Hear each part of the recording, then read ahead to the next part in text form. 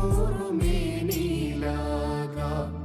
കളകൾ മുള്ളുകൾ പാറ പോലെ മനസ്സു മരുഭൂവാതെ ഉള്ളിലായി തണുപ്പിതേകും ജീവജലമിതു കേൾപ്പിൻ. തിരുവേദകാലം പൂക്കുമിവിടിനി സാദരം വരിക.